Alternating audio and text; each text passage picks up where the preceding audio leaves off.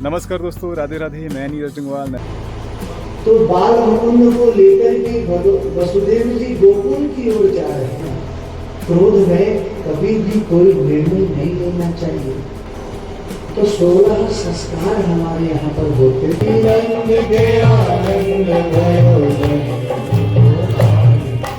उसी समय 2 लाख गौओं का तो दान कर दिया।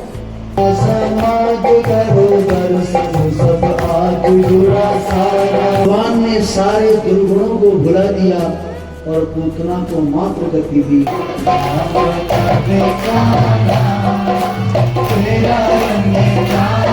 सोते उठते बैठते हर समय कृष्ण का ही चिंतन करते हैं। चीर हरण का मतलब जो है वस्त्र रूपी अविद्या को भगवान ने चुराया।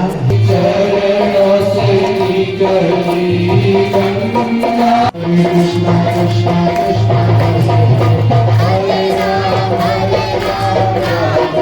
नमस्कार दोस्तों, राधे राधे। मैं नीरज जंगवाल नंदन कानन होम स्टे मुक्तेश्वर से आप सभी का हार्दिक स्वागत करता हूं अपने YouTube channel Nandan Kanan home stay में। तो आज हमारी जो नागेश्वर मंदिर में भागवत कथा चल रही है उसका पंचम दिवस है। तो पंचम दिवस की कथा श्रवण करने के लिए हम लोग निकल रहे हैं अपने घर से, और हम जैसे वहाँ पहुँचेंगे तो कथा भी प्रारंभ हो जाएगी। तो आज की जो कथा है वो बहुत विशेष होने वाली, क्योंकि आज भगवान का नंदोत्सव मनाया जाएगा और साथ ही साथ विस्तार से बहुत सारी अन्य लीलाओं का वर्णन भी किया जाएगा। तो मेरा आप सभी से निवेदन है, हमारे जितने भी इसके ब्लॉग्स आ रहे हैं श्रीमद् भागवत कथा के 7 ब्लॉग इसके आएंगे, तो जितने भी ब्लॉग आ रहे हैं सभी को आप पूरा श्रवण भी कीजिए, पूरा देखिए, और अन्य अपने जो यार मित्र दोस्त हैं और जो रिश्तेदार हैं उनके साथ शेयर भी कीजिए, क्योंकि भागवत कथा ऐसी कथा है जो श्रवण मात्र से पावन पवित्र कर देती है। तो इसका श्रवण हम करें और दूसरों को भी कराएं तो ये बहुत बड़ा पुण्य हमें मिलेगा इसका, क्योंकि भागवत कथा श्रवण करने से हो सकता है कि हमने श्रवण किया और हमारे अंदर के व्यसन दूर हो जाएं, हमारे अंदर की बुराइयां दूर हो जाएं। और ऐसे ही अगर हम शेयर करते हैं इसको अपने फेसबुक पेज में, अपने इंस्टाग्राम में या फिर अपने व्हाट्सएप में, तो क्या होगा कि दूसरा व्यक्ति इसको श्रवण करेगा, तो हो सकता है उसके अंदर कोई व्यसन हो, और श्रवण मात्र से भागवत कथा के श्रवण से उसको भी उन व्यसनों से मुक्ति मिल जाए, जिसके लिए वो हो सकता है बहुत सालों से प्रयास कर रहा हो और नहीं हो पा रहा हो, और भागवत कथा श्रवण से हो जाए तो इसका बहुत बड़ा पुण्य लाभ उसको भी मिलेगा, और साथ ही साथ में इसका लाभ जो श्रवण कराने का माध्यम मिला उसको मिलेगा। तो भागवत कथा सुनने वाले और सुनाने वाले दोनों को बहुत लाभ देती है। तो मेरी आप सभी से निवेदन है, प्लीज़ आप इसको शेयर कीजिए और साथ ही साथ में पूरी कथा को श्रवण भी कीजिए। तो चलिए प्रवेश करते हैं आज हमारी पंचम दिवस की कथा में। तो चलिए चलते हैं अपने घर से और बने रहिए हमारे साथ में, पूरी वीडियो को एंजॉय कीजिएगा। जय श्री राधे।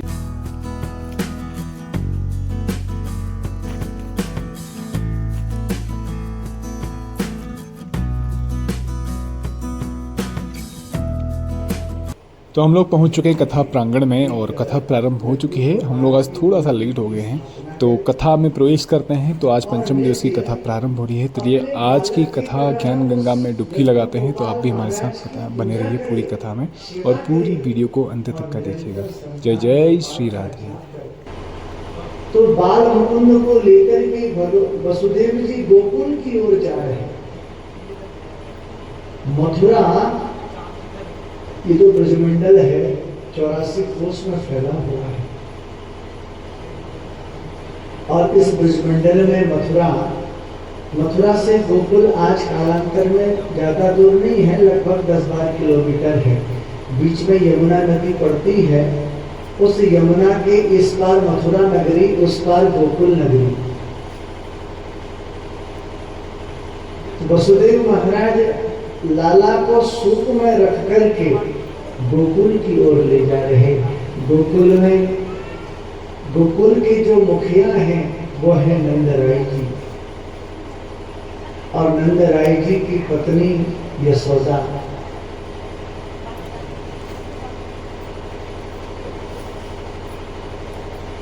नंदराय जी की उम्र 75 वर्ष की है और यशोदा रानी की उम्र 80 वर्ष की है। यशोदा जी 5 वर्ष बड़ी है नंदराय जी से। क्यों बड़ी है? क्योंकि पहले के समय में कहा जाता था बड़ी बहू बड़े भाग, लेकिन इनके यहाँ कोई संपत्ति नहीं। इनके जो कुल पुरोहित हैं महर्षि सांडिल्य जी एक यज्ञ किया, और माता यशोदा गर्भवती हुई। ये तो सब भगवान की लीला है, क्योंकि योग माया शक्ति को पहले आना था। अष्टमी को भगवान का प्राकट्योत्सव हुआ, प्रकट हुए भगवान। और उधर यशोदा ने एक कन्या को जन्म दिया। वो कन्या कौन है? वो कन्या भी प्रकट हुई, वो भी गर्भ में नहीं थी, वो भी यशोदा के गर्भ से प्रकट हुई। घनघोर निद्रा में यशोदा है, और वही जो कन्या है वही महामाया शक्ति है, परामा भगवती है, योग माया शक्ति है। और वसुदेव जी यमुना जी को पार करते हुए शेष जी आए, बारिश हो रही, छाता बना दी सूप के ऊपर। यमुना जी आई, यमुना जी ने एक लहर दी और भगवान के चरणों का स्पर्श हुआ, यमुना जी घट गई। क्योंकि यमुना जी भगवान की पत्नी है। यमुना का एक नाम है कालिंदी। और यमुना जी कौन है? ये सूर्य की पुत्री है, यमराज की बहन है और भगवान कृष्ण की पत्नी है। और यमुना जी को पार किया, वसुदेव जी ने गोकुल पहुंच गए। घनघोर अंधियारा है, लेकिन भगवान की जो औरा मंडल है उससे ऐसा प्रकाश पुंज प्रतीत हो रहा हो मानो करोड़ों सूर्य एक साथ चमक रहे।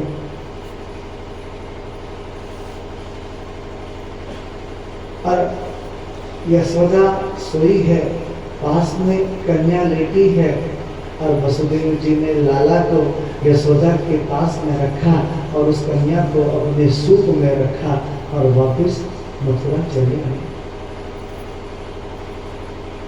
और जैसे ही मथुरा पहुंचे, अपने कारागृह में पहुंचे वसुदेव जी,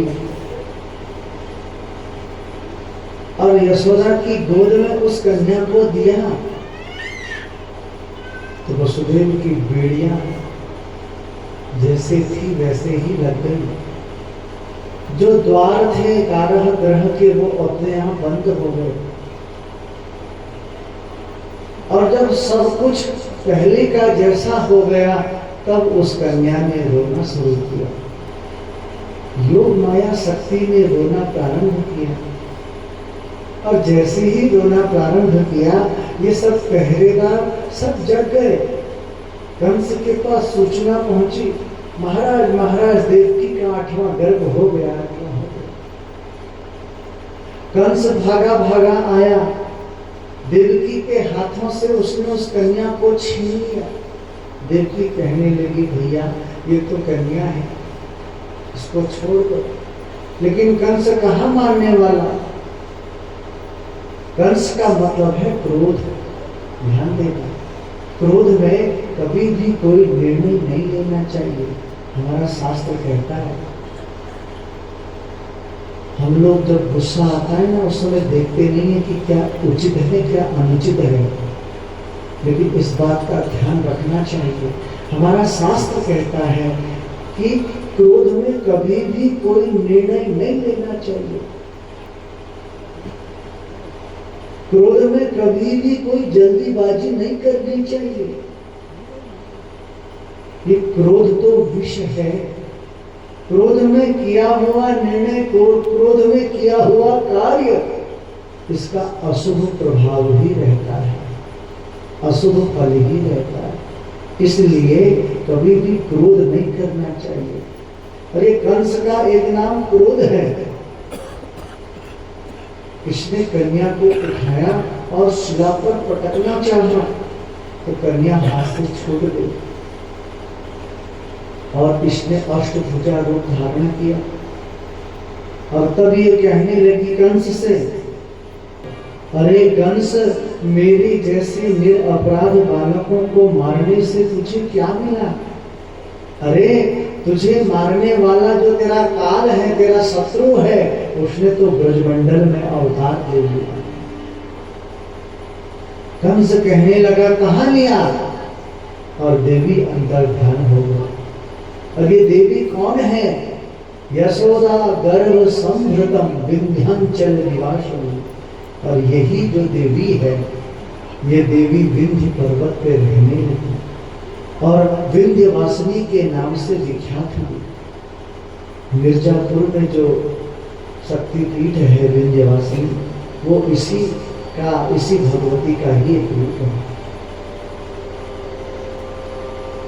अब कंस और भयक्रांत हो गया, कंस को और भय हो गया और उस भय क्रांतता से कंस ने उसी समय आपातकाल बैठक बुलाई।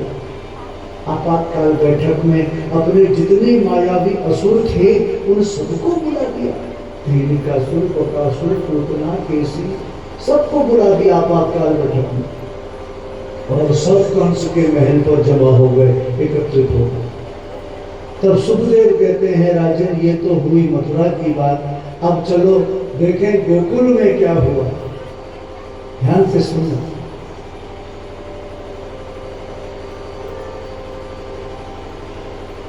यशोदा जी प्रातः काल हुई, नवमी का दिन है। नंदराय जी की दो बहनें हैं, एक का नाम नंदा, एक का नाम सुनंदा। तो नंदा सुनंदा 2 महीने पहले आ गई।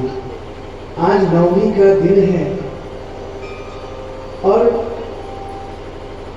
नंदा ने विचार की कि हमारी भाभी यशोदा तो रोज सुबह जल्दी उठ जाया करे, लेकिन आज क्या बात है गई, आज क्या विलंब हो गया, इतनी देर है गई अभी तक उठी नहीं।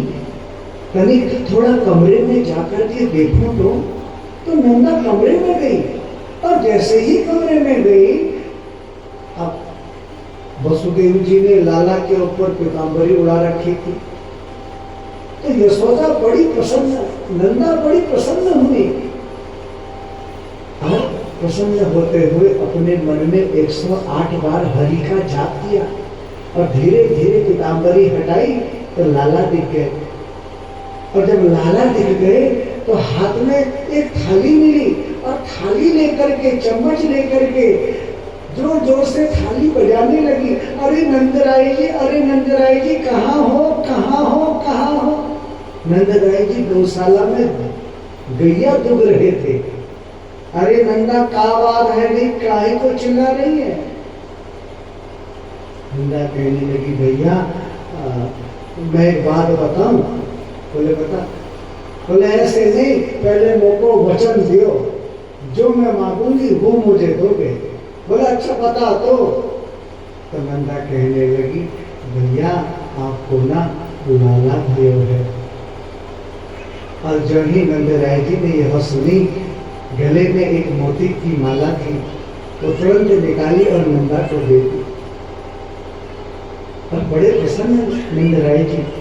उसी समय यमुना जी में गए, 108 डुबकी लगाई और एक ब्रजवासी से कहा कि लाइयो छोरा दर्पण, थोड़ा देख तो लो अपने को कैसा लग रहा हूं।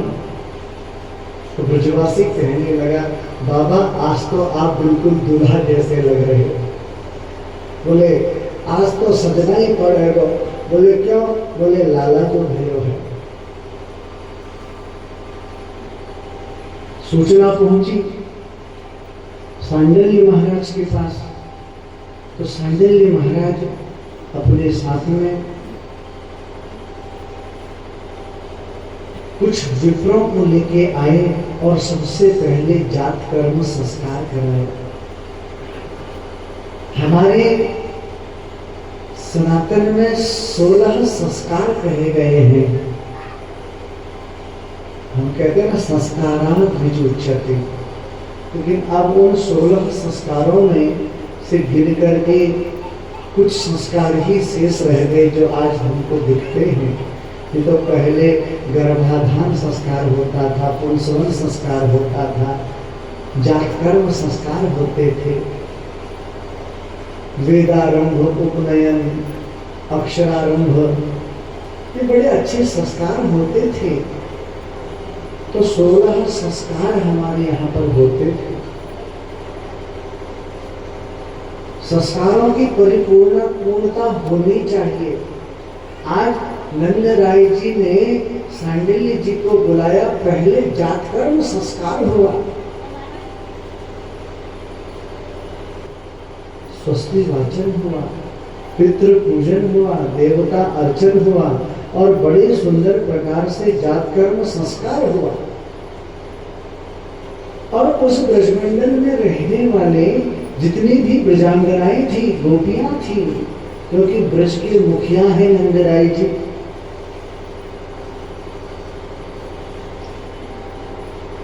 तो मुखिया के यहाँ कोई शुभ समाचार हुआ तो भैया पूरे ब्रज वालों को तो जाना ही है। ब्रज की जो गोपियां हैं, ब्रजांगनाएं हैं, ये सब यशोदा की सहेलियां हैं। और हमारी सहेली को भैया शुभ समाचार हुआ है, हमारी सहेली को शुभ बालक हुआ है, लाला भैया है, तो हमें तो जाना ही है बधाई देवे को। और ये जितनी ब्रजांगनाएं हैं सब सजने लगी और सबने 84 गज के लहंगे पहने। कैसा वर्णन आता है। लहंगे का अपना एक विशेष आकर्षण है, लहंगे का एक पूर्ण पारंपरिक परिधान है। और ब्रजवासी जितने हैं इन्होंने पगड़ी पहनी, बगलबंदी होती है और धोती। हमारा जो परिधान है, आज हम अपने परिधान से भी वंचित होते जा रहे हैं। नंदालयम सबलया, सबने पूर्ण श्रृंगार किया, कुंडल पहने, हार पहना, 84 गज के लहंगे पहने और ये सब नंदालय में पहुंच गई। और ऐसे ही ब्रजवासियों ने भी बड़े सुंदर सुंदर श्रृंगार किए और बड़े सुंदर श्रृंगार करते हुए धोती पहने, सर में पगड़ी पहनी, बगलबंदी होती है, कोट जैसा होता है, बगलबंदी उसको बोलते हैं, और मुच्छन में ताव दिया और सब ब्रजवासी पहुंच गए नंदालय में। एक दूसरे के मुख पर, क्योंकि पहले के समय में कोई माखन दूध की तो कमी थी नहीं। हमारे संत ये कहते हैं कि पहले तो यहाँ पर दूध की नदियां बहती थी, लेकिन अब पानी नदी नहीं बदले, अब दूध नदी का बह। बोलिए जैसे पहले तो दूध की गंगा बहती थी। नंदराय जी के पास ही केवल 9 लाख गौएं थी, ऐसा वर्णन आता है। आज पूरे भारत की गौओं को मिला दो तब भी 9 लाख नहीं होंगी, केवल एक के पास 9 लाख गौ। और एक दूसरे के मुख में माखन का गोला बना बना करके फेंक रहे। एक वृद्ध माता भी थी, उसे दिखता थोड़ा कम था, उसके दांत भी नहीं थे, उसका मुख थोड़ा खुला, कहीं को जा रही होगी। और संपूर्ण ब्रजमंडल में धूम मची है कि हमारे मुखिया को लाला भयो है। सारे ब्रजवासी सज धज के नंदालय में जा रहे हैं, एक दूसरे के ऊपर माखन की गोली फेंक रहे। तो वो माखन की गोली उस वृद्ध माता को भी लगी और वो माखन उसके मुख में चला गया। अब दांत था नहीं, अगर दांत होता तो अटक जाता उसी देर पेट में गप्पू से। तो कहा है रो, पूछा उसने किसी से, बोले माई तेरे को पता नहीं, हमारे मुखिया को लाला भयो है। अच्छा, बड़ी प्रसन्न हुई, घर गई और घर जाकर के उसने भी अब 84 साल पहले जब उसका विवाह हुआ होगा तो लहंगा निकाला, विवाह का लहंगा, और उस लहंगे को पहनने लगी। लहंगा पहन लिया, श्रृंगार किया। बोले आज तो हमें भी सजना पड़ेगा। बोले क्यों? हमारे मुखिया को जो लाला भयो है। अब ये गलती हो गई इससे, अब दिखता थोड़ा कम है, अवस्था भी थोड़ा वीक है, कमजोर है। जो होठों में लगाने वाली चीज है उसको आंखों में लगा दिया, और जो आंखों में लगाने वाली चीज है उसको होठों में लगा दिया। लेकिन भाव है कि मैं लाला का दर्शन करूं। और ये भी दौड़ पड़ी नंदालय में, ये भी नंदालय में दौड़ पड़ी।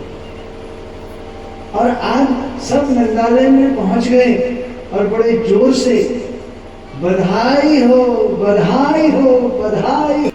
एक स्वर में सब कहने लगे, हे नंद के आनंद भयो जय कन्हैया लाल की, नंद के आनंद भयो जय कन्हैया लाल की, नंद के आनंद भयो जय कन्हैया, हे आनंद उमंग भयो जय कन्हैया लाल, हे आनंद उमंग भयो, हे आनंद उमंग भयो जय कन्हैया लाल की, हे आनंद उमंग भयो, हे यशोदा लाला जयो जय हो गोपाल की, यशोदा लाला जयो, हे यशोदा लाला जयो जय हो गोपाल की, यशोदा लाला जय हो गोपाल की, जय हो नंद लाल की, जय हो गोपाल की, जय हो नंद लाल की, जय हाथी दीनी घोड़ा दीनी और दीनी पाल, हे हाथी दीनी घोड़ा दीनी और दीनी पाल की, हाथी दीनी घोड़ा दीनी और दीनी पाल की, हे आनंद उमंग भयो जय हो गोपाल की, आनंद उमंग भयो जय हो गोपाल की, हे नंद के आनंद भयो जय हो गोपाल की, नंद के आनंद भयो जय हो गोपाल की, हे आनंद उमंग भयो जय हो गोपाल की, आनंद उमंग भयो जय हो गोपाल की, हे यशोदा लाला जयो जय हो गोपाल की, यशोदा लाला जयो जय हो गोपाल की। आज नंद जी का आत्मज हुआ है। आत्मज कहते हैं किसको?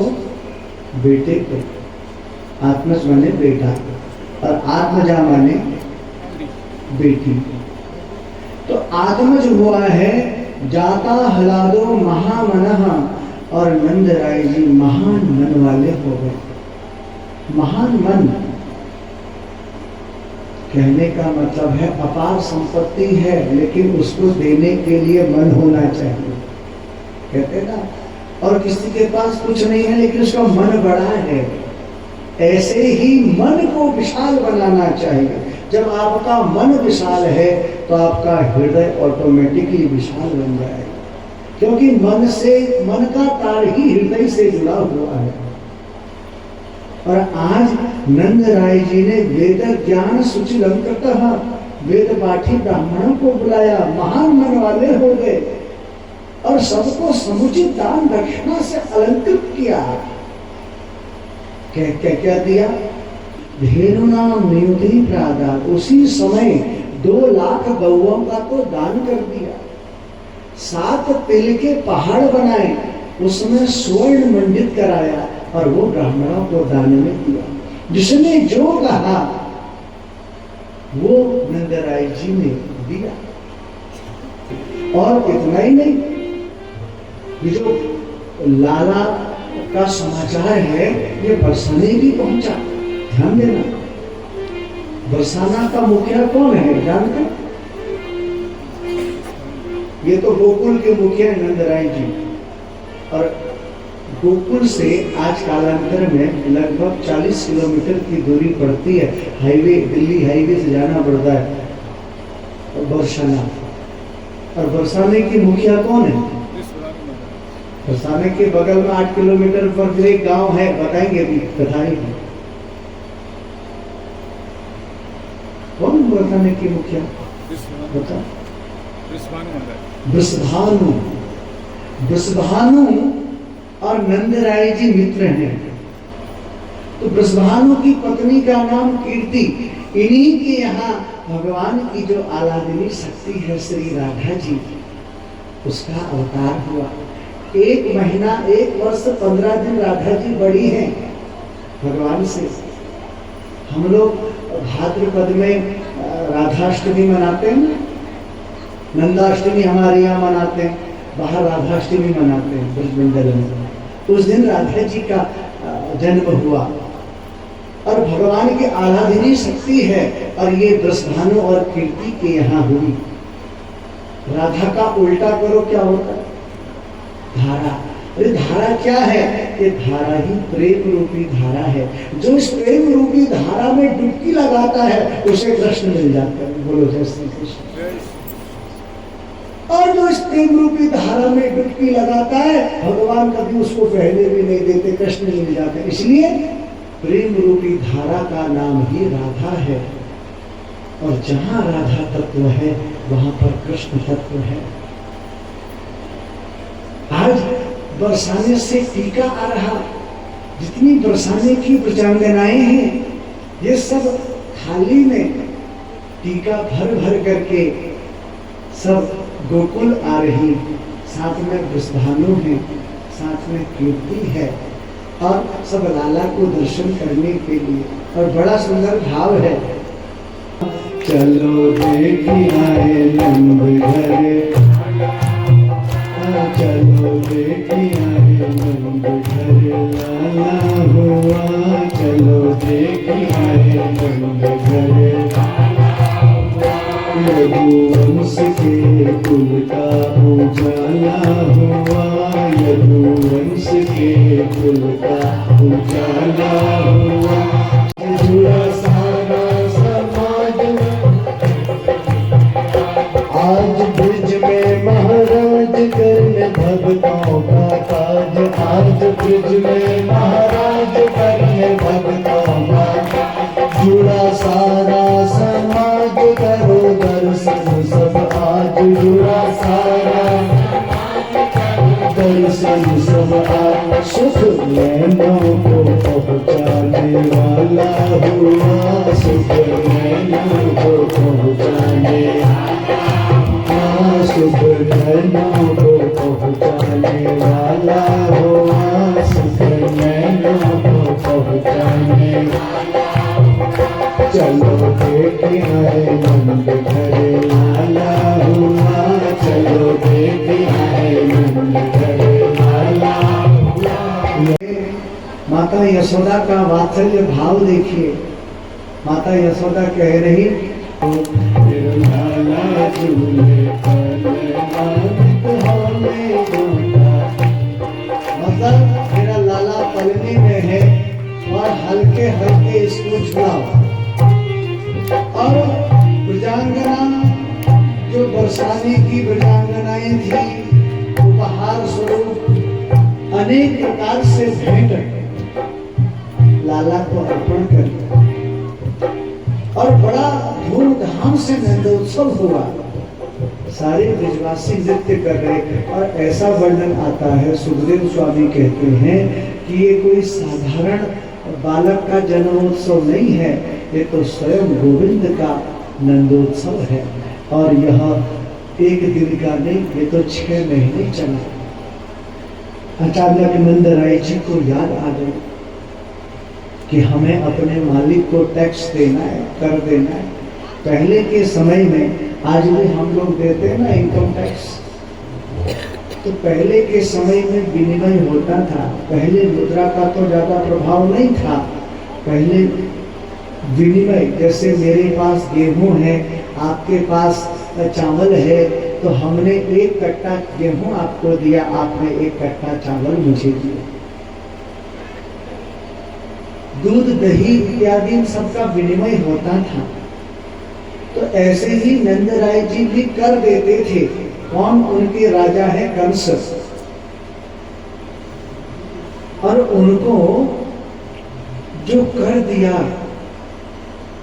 मटकों में दही, दूध और जो भी अनाज होता था एक बैलगाड़ी पर लादते थे और हर वर्ष कंस को मथुरा में कर दे के आते थे।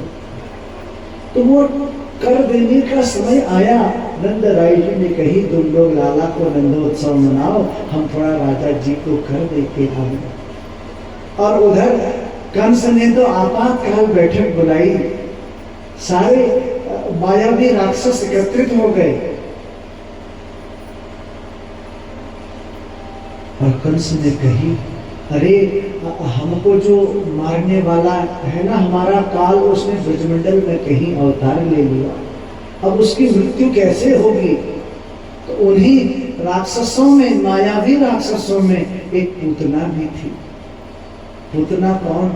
ये पूतना है, पूत माने होता है पवित्र, ना माने नहीं, जो पवित्र नहीं है वो पूतना। अच्छा, ये पूतना का एक भाव और है। जब वामन रूप में भगवान बलि के यहाँ पहुंचे तो बलि की बहन है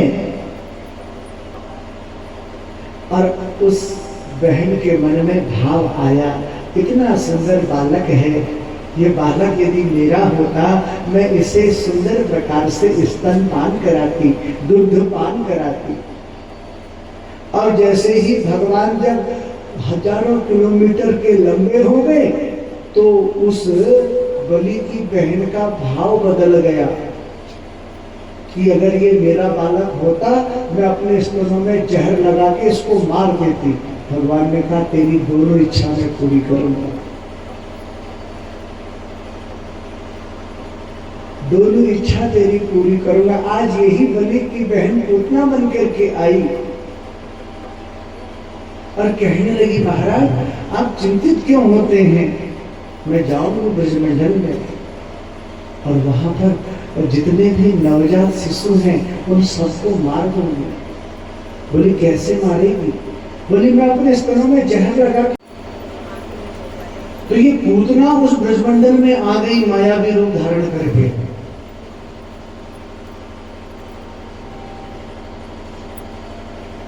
और ये धीरे धीरे जहां जहां ब्रजमंडल में नवजात शिशु जन्म लिए थे वहां वहां पर उन बालकों को, उन बच्चों को मारने लगी। और इधर नंदराय जी मथुरा पहुंच गए और कर दिया और वसुदेव से भेंट हुई नंदराय जी की। और तब नंदराय जी वसुदेव से कहते हैं कि अहो ते देवकी पुत्रा कंसेन बहवो हतः एका वसिष्ठा वर्जा कन्या सापि दिवंगतः। अहो ते देवकी पुत्रा। अरे वसुदेव जी बड़े दुख की बात है, जितने भी पुत्र तुम्हारे यहाँ जन्म लेकर के आए ये दुष्ट कंस ने सबको मार दिया। और सुना कि एक कन्या आई और वो भी स्वर्ग को चले गई। अरे दुख करने से कोई लाभ नहीं, तुम्हारा एक पुत्र हमारे यहाँ है तो तुम्हारा एक पुत्र, क्योंकि रोहिणी के गर्भ से जो पुत्र है, जो मेरा छोटा वाला बालक है वो भी तुम्हारा ही है, ऐसा सोच के चलो। अब वसुदेव जी ये तो नहीं कह सकते कि जो छोटा वाला वो भी मेरा है।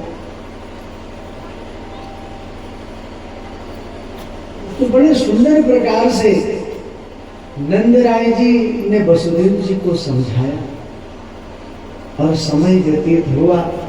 अब ये जो पूतना है, ये पूतना धीरे धीरे नंदालय में पहुंच गई। ध्यान देना, देखो भगवान का अवतार कब हुआ? अष्टमी को। और ये पूतना भगवान को मारने कब आई? ठीक चतुर्दशी को, ठीक 8वें दिन, 7वें दिन पहुंच गई ये मारने के लिए। अब जैसे ही पूतना नंदालय में पहुंची, इसने मायावी रूप बनाया था, तो जितनी भी वहां ब्रजांगनाएं थी उनके मन के भाव देखिए कि अरे हटो हटो रास्ता दो, ये कोई देव कन्या है, हमारे लाला को आशीर्वाद देने आई। एक कहने लगी नहीं, ये जरूर कोई यशोदा की दूर की सहेली होगी जो हमारे लाला को आशीर्वाद देने को आई। एक कहने लगी नहीं नहीं, ये जरूर कोई स्वर्ग की अप्सरा है, हमारे लाला को दर्शन करने को आई। लेकिन किसी को क्या पता कि ये राक्षसी है। और लाला पन्ना में बैठे हुए, पन्ना में बैठे हैं, और जैसे ही पुतना को देखा भगवान ने अपने नेत्र बंद कर दिए। जैसे ही पुतना को देखा भगवान ने अपनी आंखें बंद कर दी। पुतना ने सोची ठीक है, लाला सो रहा, और जो जिस स्तन में जहर लगा था वो स्तन लाला के मुख में दूंगी और ये मर जाएगा, इसको पन्ने में डाल के मैं उड़ जाऊंगी, मुझे कौन पकड़ सकता है। अब भगवान ने तो नेत्र बंद किए, वो तो भगवान की लीला है। जहर लगा था, विष लगा था, वो स्तन लाला के मुख में दिया। अब भगवान बड़े सुंदर भाव से पूतना का स्तन पान कर रहे। ध्यान देना, बड़ी सुंदर बात है। पहले बलि की मन में, बहन के मन में विचार क्या आया, मेरा बालक होता मैं इसे दुग्ध पान कराती, और आज भगवान दुग्ध पान कर रहे हैं पूतना का। धीरे धीरे दुग्ध पान करते करते हुए 2 मिनट हो गया, 3 मिनट हो गया। वर्णन आता है, सुखदेव कहते हैं कि जब बच्चा माता का स्तन पान करता है तो दूसरा हाथ दूसरे स्तन पर लगाता है, एक हाथ दूसरे स्तन पर लगाता है और मुख से दुग्ध पान करता है। ऐसे ही भगवान की लीला है। 1 minute, 2 minute, 3 minute, 4 minute, 5 minute, धीरे धीरे धीरे 10 मिनट हो गए। अब पूतना को पीड़ा होने लगी। पहले तो भगवान ने पूतना का दुग्ध पान किया, और अब भगवान पूतना के प्राणों को पीने लगे। और जब प्राण निकलते ना, थोड़ा कष्ट होता है, ध्यान देना। और जब पूतना को कष्ट होने लगा तब पूतना कहने लगी छोड़ लाला छोड़, अरे छोड़ लाला छोड़। और पूतना अपने विकराल रूप में आ गई। 18 किलोमीटर का शरीर बन गया इसका, ऐसा संत कहते हैं। 18 किलोमीटर, इतना बड़ा शरीर हो गया इसका। और ये वायु वेग से उड़ने लगी, पीड़ा से कहराते हुए, अरे छोड़ लाला छोड़, छोड़ लाला छोड़। सुखदेव कहते हैं राजन, ये 7 दिन का बालक उस समय बोल गया। ये कहने लगा पूतना मौसी, हमें तो पकड़ना ही आवे है, छोड़ना तो आवे नहीं, अब तो ठिकाने लगा के ही छोड़ेंगे। बोलो जय श्री कृष्ण। और भगवान ने पूतना के प्राणों को पी लिया, और पूतना के प्राणों को पी करके पूतना धड़ाम से गिरी आकाश से। और कहाँ गिरी? मथुरा के पास एक कंस का वन था, बगीचा, उस बगीचे के पास गिरी। और पूरे ब्रजमंडल में हल्ला हो गया गोकुल कि देखो राक्षसी आई, हमारे लाला को उड़ा के ले गई। यशोदा तो बेहोश हो गई। और जहां वो राक्षसी जा रही उसके पीछे पीछे ये सारे ब्रजवासी भागे। और जैसे ही पूतना उस स्थान पर गिरी तो लाला पूतना के वक्षस्थल पर बैठे, और ब्रजवासी आए, पूतना के वक्षस्थल से लाला को पकड़ा और यशोदा को दिया। यशोदा अपने लाला को अपने अंकों में भर लिया और उसको प्रेम से निहारने लगी, लाड करने लगी। अरे लाला, तुझे कहीं कोई चोट तो नहीं लगी? मैं अन्यत्र कार्य में थी, न मालूम कौन राक्षसी है ये तुझे अपने साथ उड़ा के ले गई लाला। और तुरंत अपने लाला को लेकर के गौशाला पहुंचे। और गौशाला में गाय की पूंछ से लाला को झलने लगे। वात्सल्य प्रेम है ना माताओं का। देखो कि इंद्रियाणि ऋषिकेश प्राणानारायणो वतु श्वेतद्वीपपतिश्चित्तं मनोयोगेश्वरो वतु क्रीडन्तं पातु गोविन्दः शयानं पातु माधवः। इंद्रियों की रक्षा मेरे लाला की ऋषिकेश करे, प्राणों की रक्षा श्रीमन नारायण करे। खेलते समय क्रीडंतम पातु गोविंदः शयानम पातु माधवः, सोते समय मेरे लाला की रक्षा माधव करे और खेलते हुए मेरे लाला की रक्षा गोविंद करे। भगवान हंस रहे और कह रहे मेरी नाम से मेरे को झड़ा दे रही है,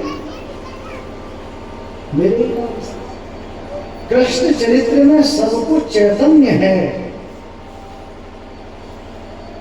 और जिस स्थान पर पूतना गिरी ना, पूतना का शरीर 18 किलोमीटर लंबा हो गया, बड़ा शरीर। और कई संत कहते हैं कि जहां पूतना के हाथ गिरे जिस जगह पे, उस जगह को हाथरस कहते, और जहां कान गिरे वो कानपुर।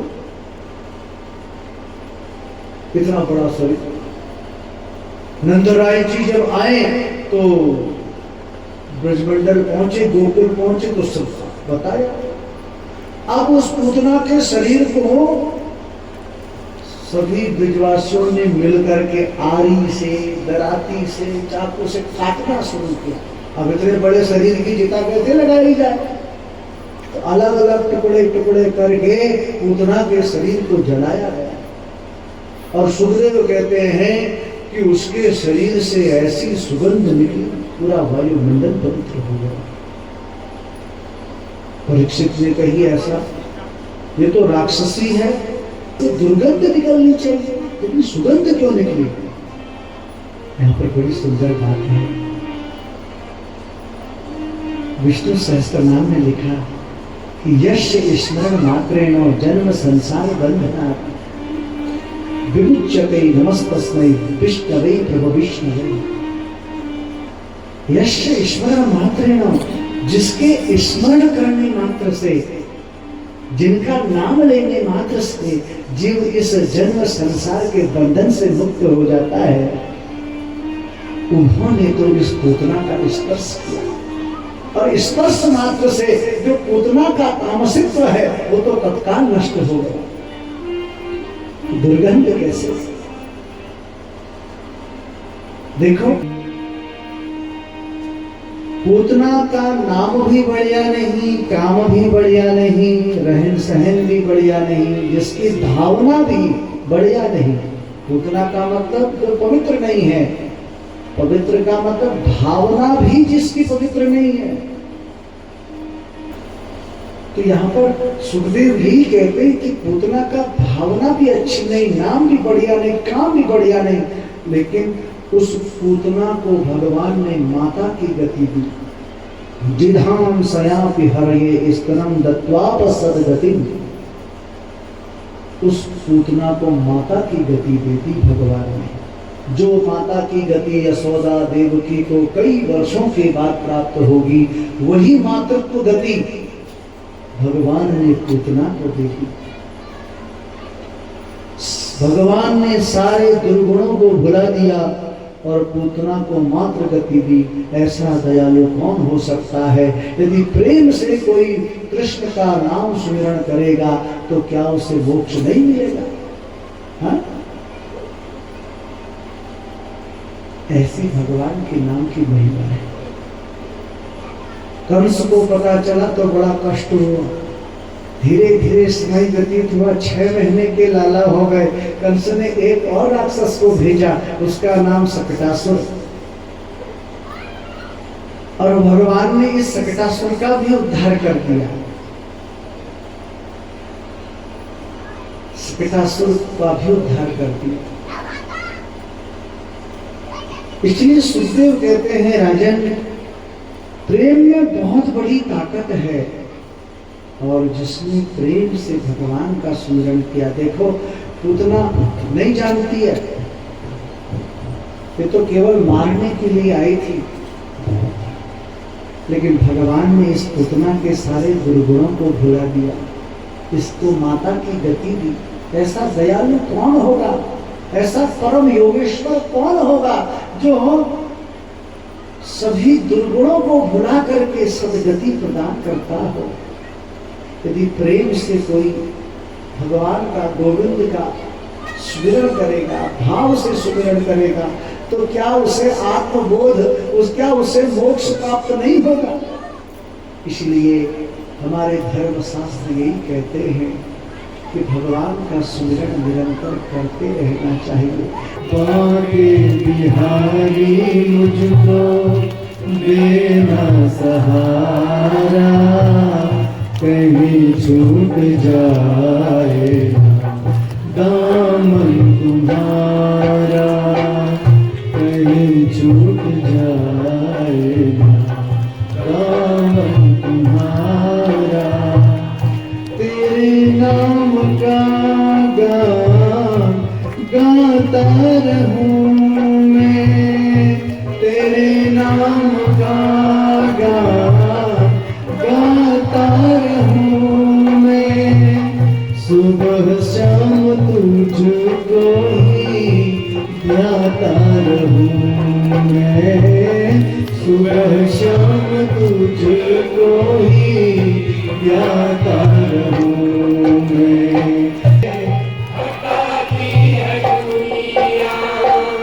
इशारों से मुझको बुलाती है दुनिया, इशारों से मुझको बुलाती है दुनिया।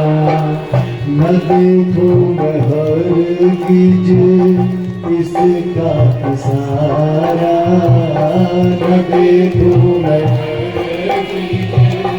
इसका इशारा, कहीं छूट जाए दामन तुम्हारा, कहीं छूट जाए दामन तुम्हारा, कहीं छूट जाए।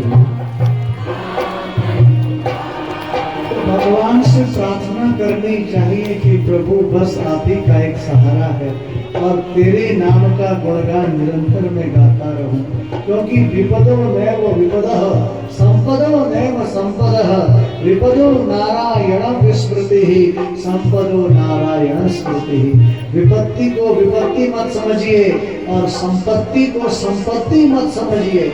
सबसे बड़ी विपत्ति यदि कोई है तो ईश्वर का नाम, कृष्ण के नाम को भूल जाना सबसे बड़ी विपत्ति है, और संपत्ति यदि कोई है तो कृष्ण का नाम आपके साथ है, मेरे साथ कृष्ण का नाम है, ये सबसे बड़ी संपत्ति है, क्योंकि यही संपत्ति और विपत्ति कहे गए। बाकी जो संपत्तियां हैं इसका कोई औचित्य नहीं है। यही सबसे बड़ी संपत्ति है कि नारायण मेरे साथ हैं और नारायण का नाम मुझे हमेशा स्मरण है। बोलिए जय श्री कृष्ण। सकटासुर आया, सकटासुर का भी उद्धार कर दिया भगवान। भगवान भोलेनाथ आते हैं कैलाश से लाला को दर्शन करने के लिए, क्योंकि शिवस्य हृदयम विष्णु और विष्णु हृदयम शिवः। शिव के हृदय में विष्णु का वास है और विष्णु के हृदय में शिव का वास है। आज कैलाश से भगवान महादेव लाला को दर्शन करने को आते हैं। भगवान का स्वरूप कैसा है महादेव का? चिता भस्मालेपो, चिता की भस्म लगाए। कपाली भूतेषु जटाधारी कंठे भुजगपतिहारी, कंठ में तो सांप है, जटाधारी है। ऐसा भगवान का रूप है। आज यही भोलेनाथ अपने आराध्य श्रीमन नारायण के बाल स्वरूप का दर्शन करने के लिए गोकुल पहुंचे। बाबा ने वहीं समाधि लगा, सुबह से शाम हो गई, लेकिन देखो महादेव तो भोले हैं, वो तो और तो देव हैं, लेकिन शिव तो महादेव है। और महादेव के साथ साथ भोलेनाथ भी हैं, उनमें भोलापन है। एक भाव आ गया, बोले प्रभु क्या बगैर दर्शन करे बगैर ही हम चले जाए कैलाश? अब भगवान उठने लगे, महादेव अपने आसन से, ठीक है प्रभु आपकी जैसी इच्छा। देखो भोलापन, हठयोग है लेकिन भोलापन भी तो है। स्त्रियों में भी है हठयोग, लेकिन उनमें भी तो दया का भाव है। या देवी सर्वभूतेषु दया रूपेण संस्थिता, वो भी तो दया की देवी है। और महादेव योगी में भी हठयोग है, लेकिन भोलापन भी तो है। इसलिए तो भोलेनाथ कहे गए हैं, प्रभु आज बगैर दर्शन करे चले जाऊं क्या? और महादेव उठने लगे, जाने लगे नंदालय से बाहर। अब लाला माता यशोदा की गोद पे है, रोने लगे, रुदन करने लगे। अब माता यशोदा लाला को गोद में पकड़, कभी कबूतर दिखा रही, कभी चिड़िया दिखा रही, लेकिन लाला कहाँ चुप होने वाले, वो तो लीला पुरुषोत्तम है। अचानक माता यशोदा ने कही, अरे दासी जा तो, वो तो जोगी बाबा आया था, मुझे लग रहा लाला को कहीं नजर न गई। क्या वो जोगी बाबा से कह दे कि लाला को थोड़ा लगाई लोन करा दे।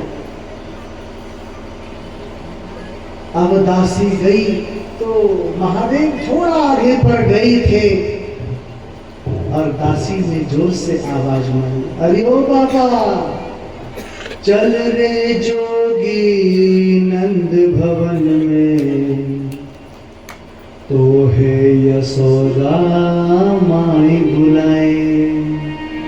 वाके लाला को नजर लगी है, राई लोन कराए। चल रे जोगी नंद भवन में, तो है यशोदा माई बुलाए। वाके लाला को नजर लगी है, राई लोन कराए। अब महादेव आ जाते और माता यशोदा लाला को गोद में पकड़ कर के एक स्थान पर खड़ी है और महादेव बड़े सुंदर भाव से देख रहे हैं। महादेव ने कही, मैया लाला को मेरी गोद में दो। ना बाबा ना, लाई लोन करना है बाबा, यहीं से कर ले, गोद में नहीं दूंगी। अब महादेव एक भाव से तो वहीं पर खड़े हैं और आत्मीय भाव से निकट पहुंच गए और भगवान के चरणों का स्पर्श किया। और स्पर्श करने के बाद बहुत आशीर्वाद दिया महादेव ने कि जुग जुग जिए तेरो लाल, मैया मुझे दर्शन दिया। और जैसे ही जाने लगे भगवान ने फिर लोना शुरू कर दिया। और जैसे ही महादेव आए तो लाला चुप हो गए, फिर जाने लगे, फिर रोना शुरू कर दिया। अब माता यशोदा समझ नहीं पाई तो माता यशोदा ने कही, अब तो ब्रज में ही रहे और जब जब मेरो लाला रोए है तब तब दर्शन दीजो। तो महादेव ने कही, ठीक है मैया मैं रह तो जाऊंगा यहाँ पर, लेकिन मेरी एक शर्त है। बोले क्या? बोले जब भी तुम लाला को स्नान कराओगी तो ये स्नान का जो जल है वो सीधे मेरे ऊपर गिरना चाहिए। तो भगवान महादेव उस स्थान पर विराजमान हो गए और नंदेश्वर महादेव के रूप में भगवान महादेव एक रूप से गोकुल में ही विराजमान हो गए। धीरे धीरे समय व्यतीत हुआ। कंस ने एक और राक्षस भेज दिया तृणाव्रत, जैसे गोल गोल हवा उड़ती है ना, वैसा ही ये राक्षस आया और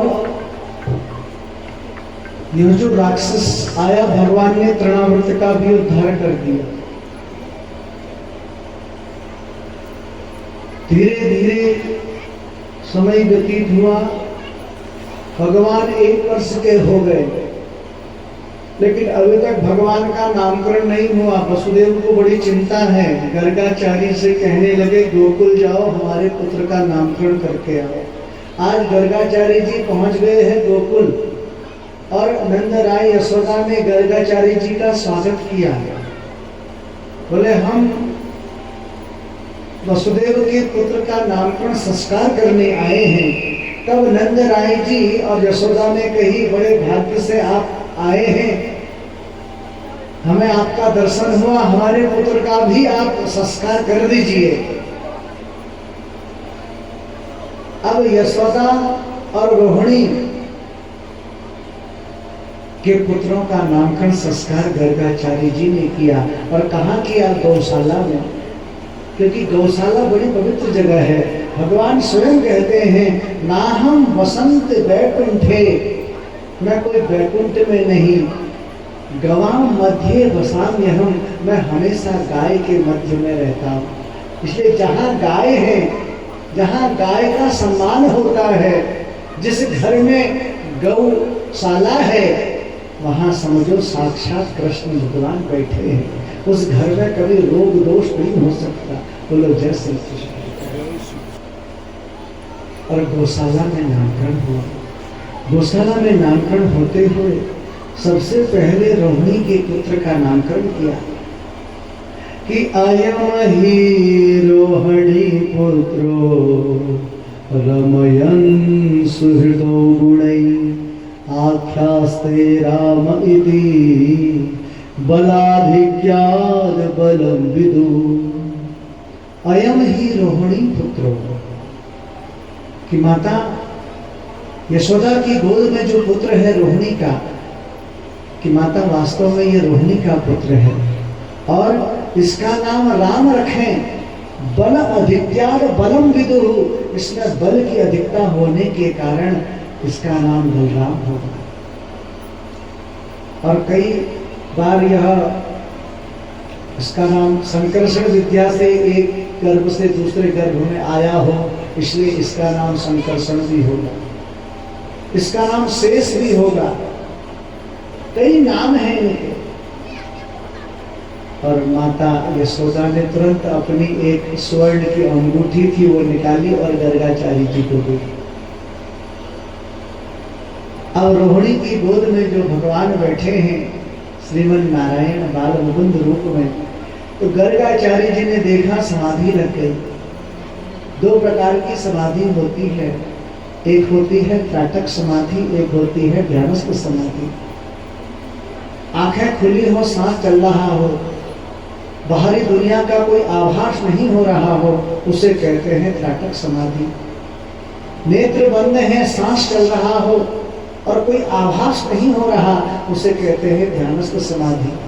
त्राटक समाधि लग गई गर्गाचार्य जी की।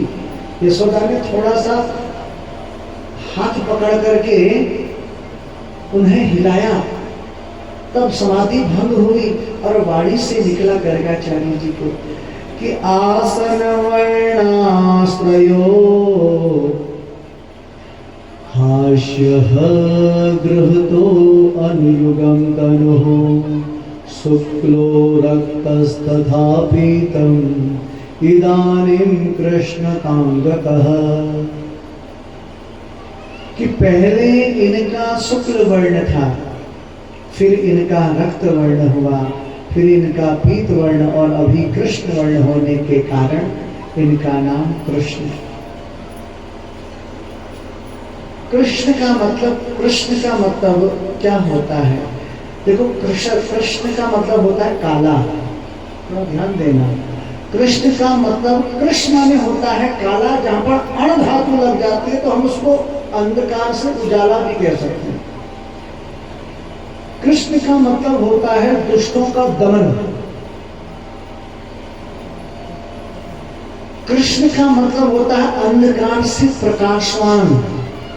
कृष्ण का मतलब होता है अज्ञानता से ज्ञान, जो दुष्टों का दमन करे, जो अज्ञानता से ज्ञान की तरफ ले जाए, जो प्रेम की प्रकाशता में अग्रणीय हो, अंधकार से जो प्रकाश की तरफ ले जाए, उस तत्व को कहा गया है कृष्ण।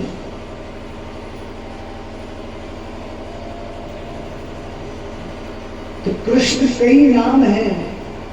वासुदेव उनका नाम है, श्रीमन नारायण उनका नाम है, इनके कई नाम है, गोपाल इनका नाम है। गोपाल का मतलब होता है, पाल माने होता है रक्षक, गो माने गाय, गाय का जो रक्षक है वो गोपाल है।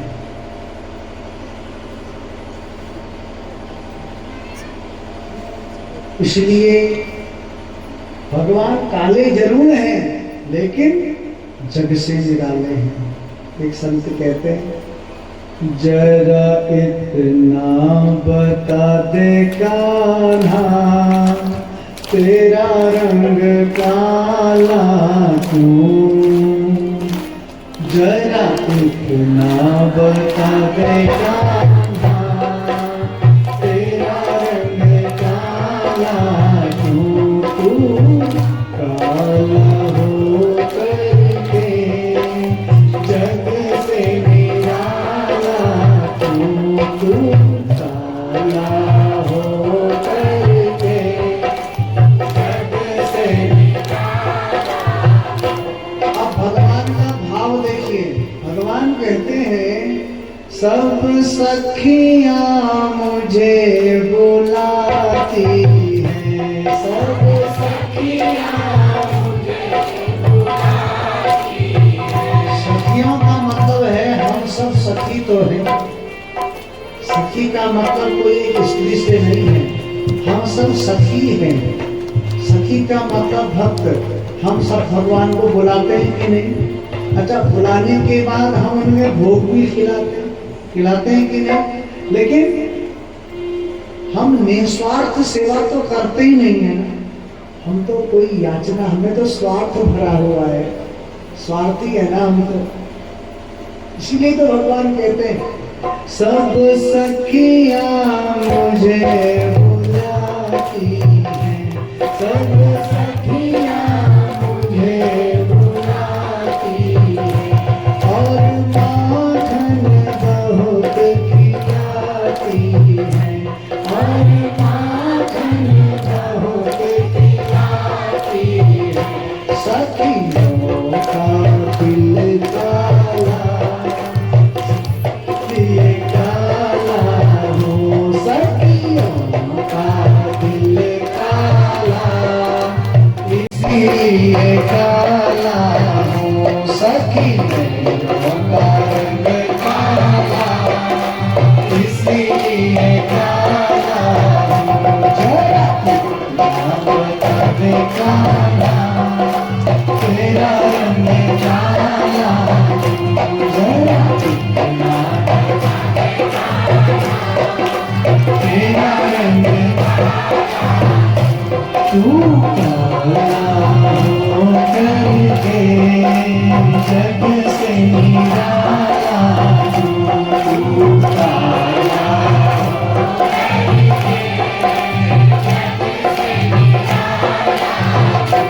होती है। वैसे ही हम लोग जब हाथ ऊपर करते हैं तो भगवान के सामने नतमस्तक हो जाते हैं, समर्पण कर देते हैं अपने आप को, प्रभु हमारे पास कुछ नहीं है, जो कुछ है सब तेरा है। इसलिए हम लोग हाथ ऊपर करते हैं, सिलेंडर ऑफ द गॉड, समर्पण की भावना से ये हाथ ऊपर किए जाते हैं।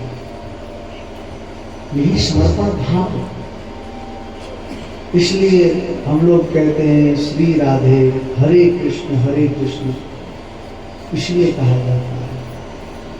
समय व्यतीत हुआ, माता अपने लाला का श्रृंगार करती। एक दिन की बात है, माता यमुना में जल भरने को गई तो उस स्थान पर लाला को छोड़ दिया और लाला ने वहीं पर मिट्टी का एक गोला खा लिया। इसको कहते भगवान की मृद भक्षण लीला। और सुखदेव कहते हैं राजन कि एकदा क्रीडमानस्ते रामाद्या गोपदारकः कृष्णो मृदं भक्षितवानिति मात्रे न्यवेदयन् तथा। एकदा क्रीडामानस्ते रामाद्या गोपदारकः, उस ब्रजमंडल में माता यमुना को गई और भगवान क्रीड़ा कर रहे, और क्रीड़ा करते करते रामाध्या गोपदार कहा और उस रज को भगवान ने खा लिया। इसलिए ब्रजमंडल को कोई मिट्टी नहीं है वहां की, उसको रज कहा गया।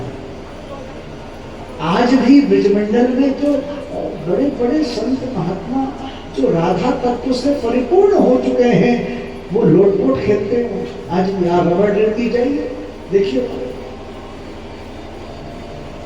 गोकुल से 3 किलोमीटर आ गई तो है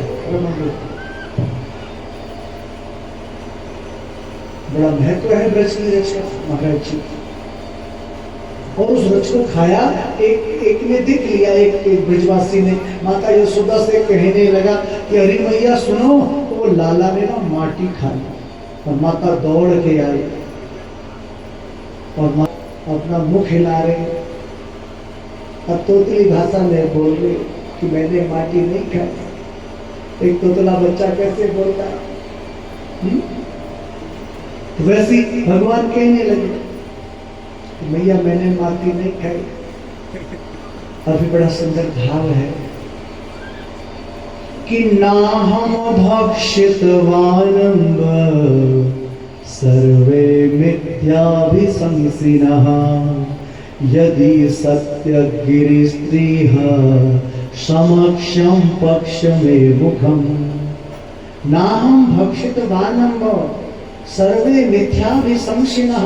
माता मैंने माटी नहीं खाई, नाहम भक्षितवानम्ब मैंने नहीं खाई, सर्वे मिथ्याभिशंसिनः ये सब झूठ बोल रहे हैं। और यदि तुझे यकीन नहीं आता ना मैया, तो यदि सत्य गिरि स्त्री हम, यदि मेरी बात पर सत्य तुझे नहीं लग रहा, तो समक्षम पश्य मे मुखम, मेरे मुख में देख ले। और जैसे ही भगवान ने अपना मुख खोला तो पूरे 14 लोक, 14 भुवन, 3 लोक, 84 कोस का ब्रजमंडल और माता जो कान पकड़ रही है लाला का, छड़ी दिखा रही है, सब कुछ मुखमंडल में पूरा ब्रह्मांड का दर्शन करा दिया। माता कह रही ये क्या है रो, ये कोई भगवान तो नहीं। कन्हैया ने सोची कि अगर ये माता मुझे भगवान मान लेगी तो इनारी में बंद कर दे। हम लोग क्या करते हैं, मैं एक जाग थोड़े में घटा देते भगवान कहते चाड़ा नहीं भगवान। तब भगवान ने वैष्णवी माया से जो माता यशोदा ने देखा मुखमंडल में, सब विस्मृति करा दी। क्योंकि जो वात्सल्य प्रेम माता यशोदा कृष्ण को प्रदान कर रही है, जो प्रेम रस की पराकाष्ठा दे रही है, अगर भगवान समझने लग जाएगी तो फिर तो उसको इस बारी में बैठा देगी। तो भगवान तो प्रेम के वशीभूत हैं। श्याम श्याम सब कहें, सब श्याम श्याम सब कहें, ठग ठाकर और चोर, अरे बगैर प्रेम के ना रिझे नटवर नंद किशोर। जहाँ प्रेम है वहीं तो भगवान का रिझाव है, जहाँ प्रेम है वहीं भगवान निवास करते हैं। क्योंकि प्रेम का दूसरा रूप ही राधा कृष्ण है, कृष्ण है, गोविंद है। प्रेम का एक नाम गोविंद है, प्रेम का ही नाम कृष्ण है। इसलिए प्रेम को जीवन में अपनाना चाहिए। मृद भक्षण लीला भगवान की हुई, धीरे धीरे भगवान अब माखन लीला प्रारंभ होती है। माखन लीला, बाल लीला भगवान की बड़ी अद्भुत रही है। कभी यशोदा को परेशान करते, तंग करते, मटकी फोड़ देते। आज भगवान अपनी बाल सखाओं के साथ खेल रहे हैं और खेलते खेलते हुए बड़ा सुंदर एक भाव है। श्रीदामा है, मधुमंगल है, आदि है, ऐसे ऐसे मित्र हैं कृष्ण के, बाल सखा जिसको हम कहें। और उनमें से गोपियां जब आई तो उन्होंने कौतूहल देखा, अरे सखी आज मैंने नंदालय में यशोदा के आंगन में गोधूली से सना हुआ परम ब्रह्म का दर्शन किया, नृत्य करते हुए। ऐसी दिव्य झांकी प्रभु की, ऐसा दिव्य आनंद। अब सभी जितनी भी ब्रजांगनाएं थी, गोपियां थी, इनको दर्शन की लालसा बढ़ने लगी। एक दिन की बात है, ये जो ब्रजांगनाएं हैं, ये अपने सिर पे मटकी पे मटकी रख करके दूध, दही, माखन, दही ये दो बाजार में बेचने के लिए जाते हैं।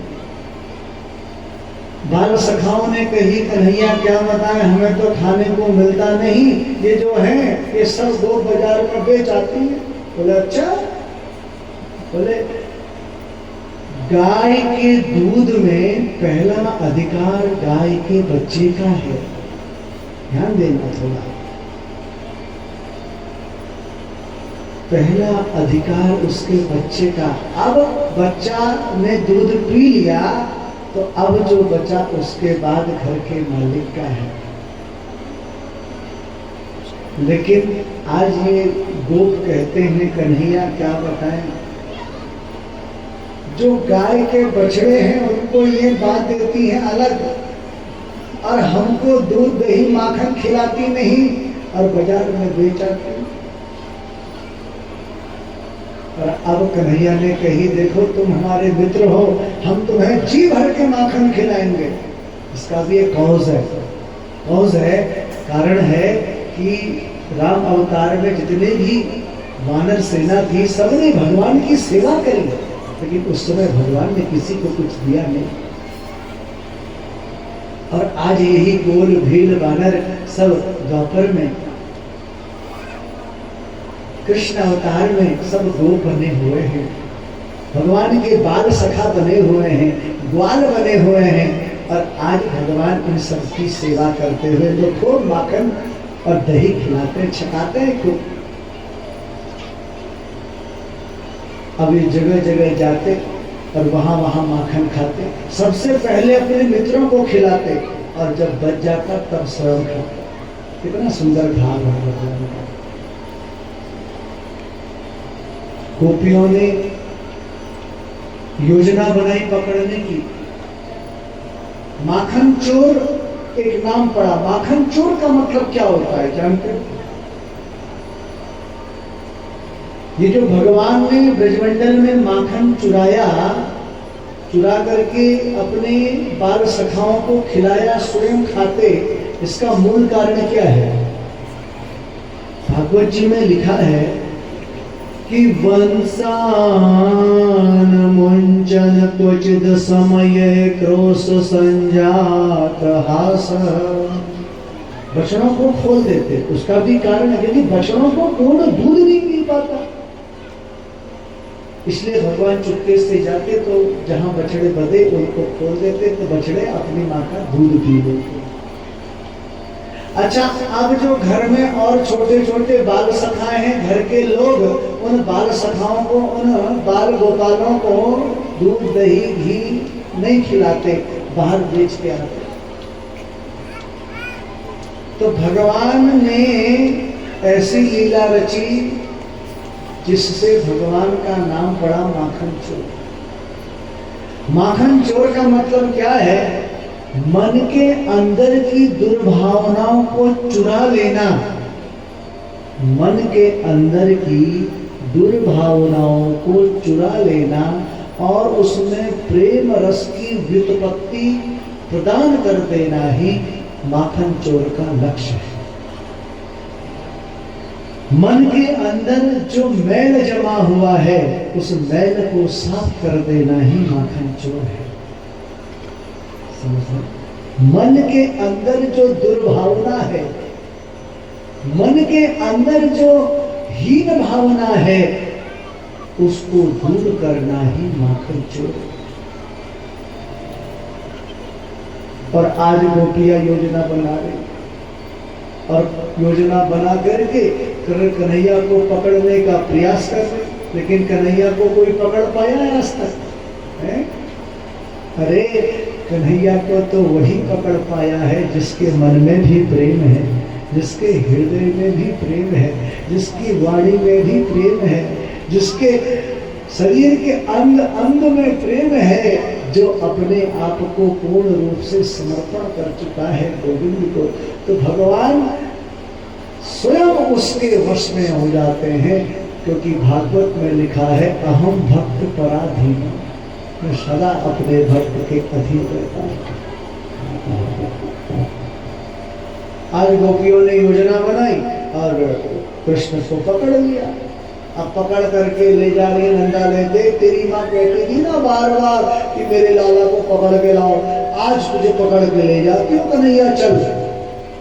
अब कृष्ण का हाथ गोपी ने पकड़ा और कृष्ण के साथ बहुत सारे बाल सखा और उस गोपी का पति भी है? अब गोपी ले जाके चल आज नंदा ले।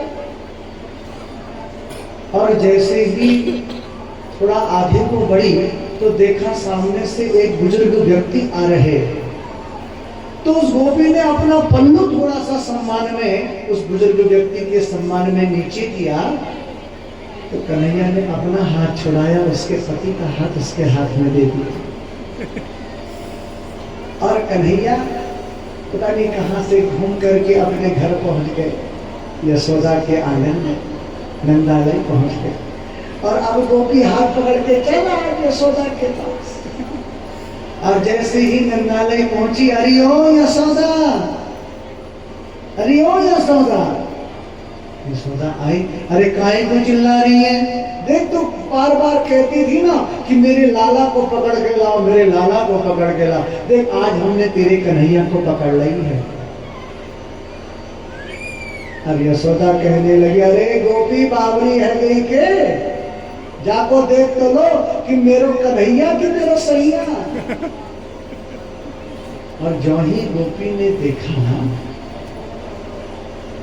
तो वो भी हतप्रभ रह गई कि ये कैसे हुआ। और उधर छज्जे पे खड़े होके कन्हैया अंगुली दिखा रहे, बोले गोपी मैंने पहले ही कहा छोड़ दे। भगवान की लीलाएं बड़े अद्भुत हैं। एक बार फिर पुनः इन्होंने योजना बनाई कन्हैया को पकड़ने की। एक घर के पास गोपियां सब छिप गई और कृष्ण अपने बाल सखाओं के साथ उस घर में प्रवेश किए और खूब माखन दही बाल सखाओं ने खाया। और जब सभी बाल सखा घर से बाहर निकल गए, केवल कृष्ण बचे। और कृष्ण जैसे ही बाहर को आने लगे तो गोपियों ने कन्हैया को पकड़ने के लिए गोल घेरा बना दिया। अब कन्हैया कभी यहाँ को जाए तो गोपी वहां को, कन्हैया कभी बाएं को जाए तो गोपियां बाएं को, कभी दाएं को जाए तो दाएं को। कृष्ण भागे जोर से और गोपियां सब पीछे कृष्ण को पकड़ने के लिए। एक संत ने कही, नट खट नंद किशोर, माखन खा गयो माखन चोर। नट खट माखन खा गयो माखन चोर। नट खट नंद किशोर, नट खट माखन खा गयो माखन चोर। माखन खा गयो माखन चोर। तो भगवान गोपियों के हाथ में आते नहीं भाग जाते हैं। और भगवान की माखन लीला बड़ी अद्भुत है। और भगवान का एक नाम माखन चोर, मन की दुर्भावनाओं को चुरा लेना, मन के मैल को साफ कर देना ही माखन चोर का लक्ष्य है। समय व्यतीत हुआ, आज गोकुल में नंदराय जी 9 भाई सब बैठे, बोले अब हमको गोकुल से कहीं और जाना चाहिए। क्योंकि यहाँ हमारा लाला सुखी नहीं है। क्यों? क्योंकि 7 दिन को पूतना आ गई, सक्टासुर आ गया, तृणावृता आ गया, आज ये वृक्ष गिर गए, तो कहाँ जाना चाहिए? तो नंद राय जी के एक भाई हैं, उनका नाम है घनानंद। वो कहते हैं हम वृंदावन चलें, क्योंकि वृंदावन परम पवित्र जगह है और इतना सुंदर वृंदावन, हमारे यमुना का जैसा ही वहां भी किनारा है कि वृंदावनम गोवर्धनम यमुना पुलिनानि च वीक्षासिदुत्तमा प्रीति राम माधवयो नृपः। परम पवित्र वृंदावन जहाँ पर गोवर्धन विराजमान है और यमुना का जैसा परम किनारा है, उस स्थान पर हम चलें तो बड़ा सुंदर आनंद की अनुभूति होगी। और आज सभी ब्रजवासी ये सब वृंदावन की ओर जाने लगे। गोकुल से वृंदावन जिस स्थान पर ये गए, उस स्थान को कहते हैं हम नंदगांव। गोकुल से लगभग 40 किलोमीटर की दूरी पर बरसाना है और वहीं से छाता को एक रोड कटी है, 8 किलोमीटर की दूरी पर नंदगांव। और वहां एक गांव की बसायत हुई और उसका नाम नंदगांव। और ये संपूर्ण ब्रजवासी का जो संपूर्ण भाव है वो केवल कृष्ण ही है। सोते उठते बैठते हर समय कृष्ण का ही चिंतन करते हैं। समय व्यतीत हुआ, कंस ने एक और राक्षस भेजा और उसका नाम है वत्सासुर। ये वत्सासुर कौन है? वत्सासुर कहते हैं चंचल की वृत्ति, चंचल वृत्ति को। जो चंचलपना होता है ना, चंचल वृत्ति का नाम वत्सासुर है। वत्सासुर ये बछड़े के रूप में आए और भगवान ने इसका भी उद्धार कर दिया। फिर कंस ने एक और राक्षस भेजा, उसका नाम है वकासुर। ये बगुले के रूप में आया। बगुला जो है पाखंड का प्रतीक है, ध्यान दीजिएगा। और भगवान ने ये बकासुर का भी उद्धार कर दिया। और एक और राक्षस को भेजा, उसका नाम है अघासुर। ये अजगर के रूप में आया। अघासुर का माने मतलब होता है, अघ माने होता है पाप, अघ माने पाप, और पाप का जो मूर्तिमान स्वरूप है उसका नाम है अघासुर। जो दूसरे की वस्तु को हड़पने की चेष्टा करता है वो अघासुर है। बगैर श्रम के, बगैर परिश्रम के दूसरे की वस्तु हड़पने की जो चेष्टा करे वो पाप है, अर्थात वो अघासुर है। ये अजगर के रूप में आया और इसने पूरा मुख अपना फैलाया। जो कृष्ण के बाल सखा हैं, इन्होंने तो अपना सर्वस्व समर्पण ही कृष्ण को कर दिया।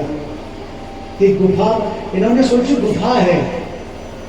एक ने कही कि ये कोई, अगर यहाँ कोई जीव होगा, कोई शेर होगा, कोई व्याघ्र होगा तो कहीं हमें नुकसान पहुंचाएगा। तो कृष्ण के बाल सखा कह रहे उस गुफा में जाने के लिए।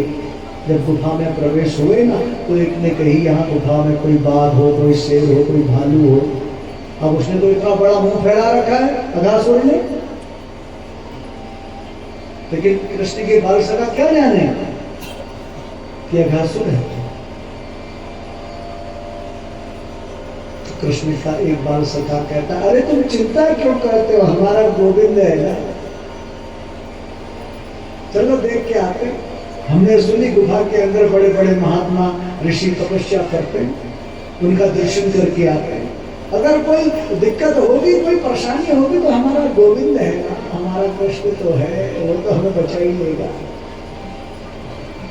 समर्पण का भाव है ना। देखो, अपना सब कुछ समर्पण कर दिया ब्रजवासियों ने गोविंद को। अब ये सारे ब्रजवासी पहुंच गए, बाल सखा सब अजगर के उस अघासुर के उदर में प्रविष्ट करेंगे। लेकिन अघासुर को तो केवल और केवल इंतजार किसका था? कृष्ण का। और जैसे ही कृष्ण मुख में प्रवेश करे, मैं अपना मुख बंद कर दूं। उन बाल सखाओं को बचाने के लिए तो कृष्ण है। अरे हम जो कलयुग रूपी अजगर के मुख में बैठे हुए, हमें बचाने वाला कौन है? हमें बचाने वाला है तो केवल और केवल भगवान नाम। हमें बचाने वाला यदि कोई है तो वो है कृष्ण का नाम। और जैसे ही अघासुर के मुख में पहुंचे, अघासुर ने अपना मुख बंद कर दिया। भगवान ने अपना विशाल रूप बनाया और अघासुर का जो ऊपर का जबड़ा है वो उसकी पीठ से मिला दिया, अघासुर का भी बंद कर दिया। अपने बाल सखाओं को उस अघासुर के उदर से निकाल के बाहर ले आए। धीरे धीरे समय व्यतीत हुआ। आज बड़ी सुंदर एक सभा बैठी है, ध्यान देना। एक सभा बैठी, उस सभा में कृष्ण के सभी बाल सखा बैठे और कोई भगवान के लिए दाल चावल लेके आया, कोई माखन लेके आया, कोई दही लेके आया, कोई दुग्ध लेके आ रहा भगवान के लिए। और भगवान बीच में बैठे हैं, चारों तरफ बाल सखा बैठे, मध्य में भगवान बैठे हैं और हजारों सखा, सभी सखा कृष्ण को खिला रहे हैं अपने अपने घर का भोजन। एक सखा बोला, कन्हैया देख, मैं तेरे लिए दाल चावल लाया, स्वयं मैंने तेरे लिए बनाया है। एक बोला, देख मैंने पकौड़ी बनाई है, कितनी सुंदर तेरे लिए, कन्हैया इसको थोड़ा खा ले। एक सखा ने कही, देख मेरे घर में मैंने तेरे लिए रोटी बनाई है। कितना सुंदर भाव है भगवान के लिए, समर्पित भाव है ना। ये ब्रजवासियों के तो सर्वस्व ही कृष्ण है। हमें आठों याम अपने कृष्ण सो ही काम है, सोते बैठते उठते जागते हमें आठों याम अपने कृष्ण सो ही काम है। सभी बाल सखा कुछ ना कुछ खिला रहे हैं, लेकिन चुपचाप एक कोने में बैठा मधुमंगल, उसके मन के भाव क्या है? देखो कि मेरे पास भी कुछ होता तो मैं भी अपने कन्हैया को भोग लगाता, अपने कन्हैया को कुछ खिलाता। लेकिन मधुमंगल के घर की स्थिति ऐसी है, पौर्णमासी पुरोहिताइन का यह पुत्र है। अगर एक दिन घर में भोजन को मिल जाए तो एक एक हफ्ता भूखा भी इनको रहना पड़ता, इतनी गरीबी है। लेकिन भगवान मधुमंगल के मन की बात जान गए। हम दुनिया से सब कुछ छिपा सकते हैं, लेकिन भगवान से कुछ नहीं छिपा सकते। आपके मन में क्या चल रहा भले ही पड़ोसी को पता ना चले, लेकिन भगवान को तो सब पता है। सारे मित्र मंडल कुछ ना कुछ ला रहे, लेकिन मधुमंगल के भाव कितने सुंदर हैं कि मेरा गोविंद, मेरा कन्हैया, मेरे पास भी कुछ होता मैं इसको भोग लगाता, अपने हाथों से खिलाता। अब भगवान ने घोषणा कर दी पूरी सभा में, आज हम किसी के घर का भोजन नहीं करेंगे, आज हम भोजन करेंगे तो केवल और केवल मधुमंगल के घर का भोजन करेंगे। मधुमंगल बड़ा प्रसन्न हुआ। मधुमंगल को सब जानते हैं कि ये गरीब है, और इसके पास एक दिन भोजन को हो जाए तो एक एक हफ्ता भूखा भी रहता। लेकिन भगवान की नजर में कोई अमीर नहीं है प्यारे, भगवान की नजर में कोई गरीब नहीं है। हरि भजे सो हरि का है। भगवान अमीरी गरीबी नहीं देखते, भगवान तो केवल आपका भाव देखते हैं, क्योंकि भाव में ही भगवान है। भाव का भूखा हूँ, भाव ही एक सार, और जो भाव से भजता मुझे भव से बेड़ा पार। मधुमंगल खड़ा उठा, अरे कन्हैया मेरे घर का भोजन करेगा, मेरे घर का भोजन करेगा। और दौड़ के गया अपनी माता के पास। अरे मैया तुझे पता है आज कन्हैया ने मेरे कितना बड़ा मान बढ़ाया है। पूरी सभा में कन्हैया ने किसी का भोजन ग्रहण नहीं किया, और मुझसे कही आज हम मधुमंगल के घर का भोजन ग्रहण करेंगे। मैया देख क्या बना है, कुछ है घर में तो दे दे। पूर्णमासी पुरोहिताइन के आंखों से आंसू आ, बोले लाला आज तो घर में कुछ है ही नहीं। 3 दिन की पुरानी बासी छाछ है। ला मैया तो वो बासी छाछ ही दे दे, मैं उसको लेके जाता। अब देखो उस बासी छाछ को लेकर के मधुमंगल जा रहा, और जैसे उस समय तो बड़ा एक भाव था कि मेरा कन्हैया आज मेरे द्वारा भोग ग्रहण करेगा। तो वो छाछ को लेकर के गया, रास्ते में पहुंचा, फिर एक भाव परिवर्तित हो गया। कहाँ मेरा कन्हैया सुंदर सुंदर मिष्ठान खाने वाला, मेरा कन्हैया माखन मिश्री खाने वाला, दूध दही खाने वाला। ये 3 दिन पुरानी बासी छाछ यदि मेरा गोविंद पिएगा, मेरा कन्हैया पिएगा, कहीं तबीयत ना बिगड़ जाए। कितना सुंदर भाव है। आज मधुमंगल के मन में भाव देखो, कहीं मेरे लाला की तबियत न बिगड़ जाए। ये 3 दिन पुरानी बासी छाछ है, अगर उसने इसको पी लिया तो कहीं उधर रोग ना हो जाए। और जिस कारण मधुमंगल ने उस छाछ को खुद ही पी लिया, और जब उस छाछ को पी लिया तो उसके होठों पर वो छाछ की मलाई जम गई।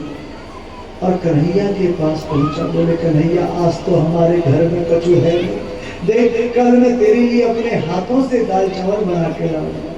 भगवान ने उसके होठों में जमी हुई मलाई को देखा, भगवान समझ गए इसके भाव कितने अच्छे हैं। भाव बड़े सुंदर है, भावना बड़ी सुंदर है। अपने प्रियतम, अपने इष्ट, अपने देव, अपने आराध्य को कोई दुख ना पहुंचे, कोई रोग ना हो जावे, इसलिए इसने बासी तत्व को स्वयं ग्रहण कर लिया। और भगवान ने मधुमंगल को अपने पास बुलाया, और अपने पास बुला करके अपनी जीभ से जो मधुमंगल के होठों पे मलाई लगी थी उसको चाट लिया, उसको चाट लिया। ब्रह्मा जी देख रहे, बोले कहते पर ब्रह्म है और ये यहाँ जूठन खाता है, परीक्षा लेनी चाहिए। ब्रह्मा जी ने सभी ग्वाल बालों को अपने सत्यलोक में बुला लिया। कन्हैया ने देखी कि गौएं कहाँ है, मेरे बाल सखा कहाँ है, ध्यान लगाया, ब्रह्मा की शरारत है। अपने शरीर से ही उतनी गौएं, उतने ग्वाल, उतने मित्र सब प्रकट कर दिए। 1 वर्ष तक जितने भी ग्वाल बाल गौएं 1 वर्ष तक ब्रह्मा के यहाँ रहे, लेकिन ब्रजमंडल में जैसा पहले चल रहा था वैसा ही चल रहा था। ब्रह्मा ने देखी कि जरा देख के आओ, तो वही ग्वाल, वही गौएं, वही बछड़े। तो जब ब्रह्मा को पता चली कि ये वास्तव में पर ब्रह्म है, तो 27 श्लोकों में ब्रह्मा ने स्तुति की है। 40 श्लोकों में कि नमस्ते देव देवेशो शंख चक्र गदाधर भक्तेच्छो पाद्वरूपाय परमात्मने नमोस्तुते। लेकिन भगवान ने ब्रह्मा जी को क्षमा नहीं किया, ध्यान देना। अभी कल प्रश्न पूछेंगे हम आपसे, एक चीज थोड़ा ध्यान से सुनना। ब्रह्मा जी को क्षमा नहीं किया, चले गए। और धीरे धीरे समय व्यतीत हुआ। आज भगवान गौएं चराने के लिए जाते हैं सुदूर वन में। माता तिलक करती है। अभी तक तो बछड़े चराते थे, आज गौओं को चराने के लिए वन में चले गए। और भगवान का एक नाम पड़ गया गोपाल। और देखो वन में गौएं चरते चरते सुदूर वन में चली जाती हैं और भगवान मुरली बजाते हैं।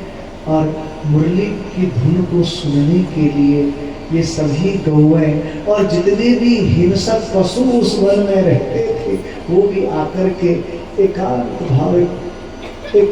भाव से बैठ जाते।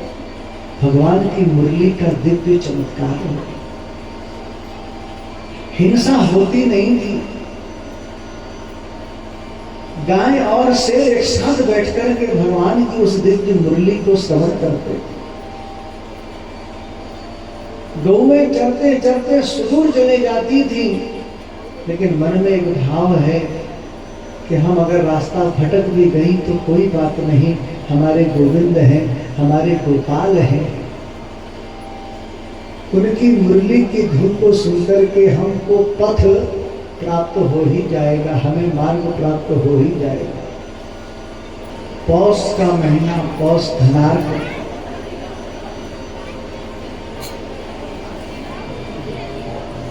धनार्क और मकरार्क जो है इसको हेमंत ऋतु भी कहा गया है। अगहन से हेमंत ऋतु का आगमन शुरू हो जाता है। अभी जैसे बसंत ऋतु चल रही है ना, ऐसे ही हेमंत ऋतु होती है, जिसको शरद ऋतु कहते हैं। उस समय का समय है और बड़ा सुंदर भाव है गोपियों का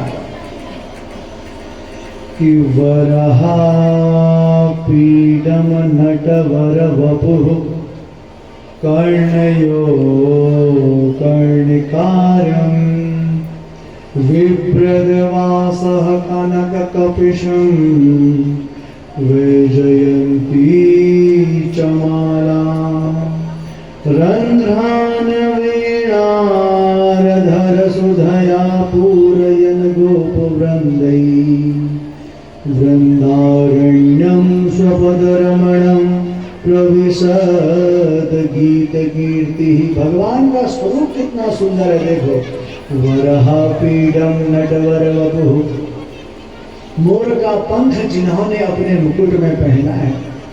नटों में जिनका श्रेष्ठ वपु है, ऐसे कृष्ण गौएं चराने जाते हैं। वैजयंती माला उन्होंने गले में पहनी है, हाथ में मुरली है, सांवला रूप है भगवान का। और ऐसी भगवान की मुस्कुराहट है और भगवान मुरली बजाते हैं। सुदूर गौएं वन में जाती हैं और मुरली की धुन को सुनकर के एकाग्र चित्त भाव से कृष्ण के समीप बैठ जाती हैं।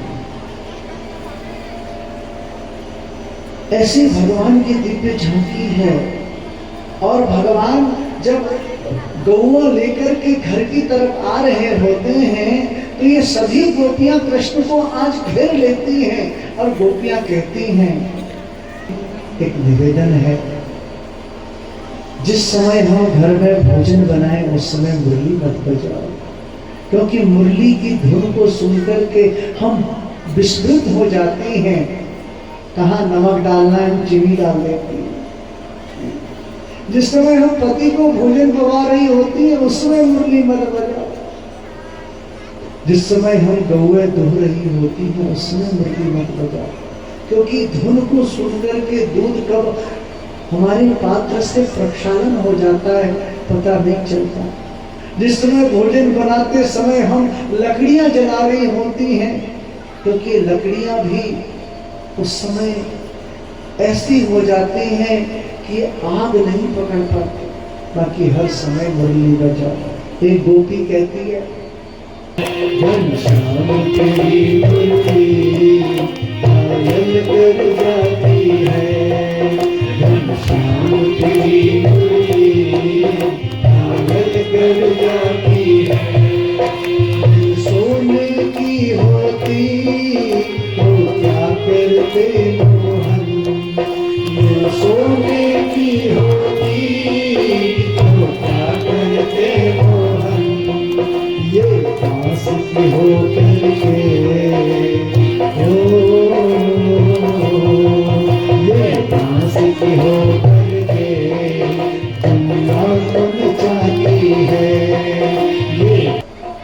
यही तो मुरली का दिव्य चमत्कार है और यही तो कृष्ण की मुरली का दिव्य स्वरूप है। लेकिन मुरली को सुनकर भावना बदल गई गोपियों की। अब ये गोपियां पौष मास में हेमंत ऋतु में कात्यायनी देवी का पूजन करती है। 84 कोष ब्रजमंडल में रहने वाली गोपी है। 4 बजे उठती है प्रातः ब्रह्म मुहूर्त में, और उस समय बहुत अंधकार रहता है। जब शीत ऋतु होती है कितना अंधेरा रहता है, सुबह के समय 3-4 बजे। तो उस समय ये सभी गोपियां यमुना जी में स्नान करती हैं और निहवस्त्र स्नान करती हैं। क्षीरहरण का प्रसंग है, ध्यान से सुनना। और बड़े निहवस्त्र होकर के स्नान करती हैं और स्नान करने के बाद वस्त्र इत्यादि पहन करके माता कात्यायनी देवी का पूजन करती हैं। कात्यायनी देवी पार्वती का ही एक स्वरूप है। इसलिए हमारी एक ही प्रार्थना है माँ आपसे, क्या? नंद गोप सुतम। जो नंद गोप है, सुतम, सुतम माने बेटा। कौन? कृष्ण। पति में कुरुते नमः, हमें पति रूप में प्राप्त हो जाए, और यही प्रार्थना करती है। और आज ये जब आ रही होती है तो रास्ते में कृष्ण से भेंट हो जाती है। कृष्ण कहते हैं, गोपियों हमें मालूम तुम कहां से आ रही हो, और हमें मालूम तुम कात्यायनी देवी की पूजा की, और कात्यायनी देवी से तुमने क्या वरदान मांगो ये भी मेरे को पता। लेकिन देखो, जो तुम्हारी स्नान करने की पद्धति है वो गलत है।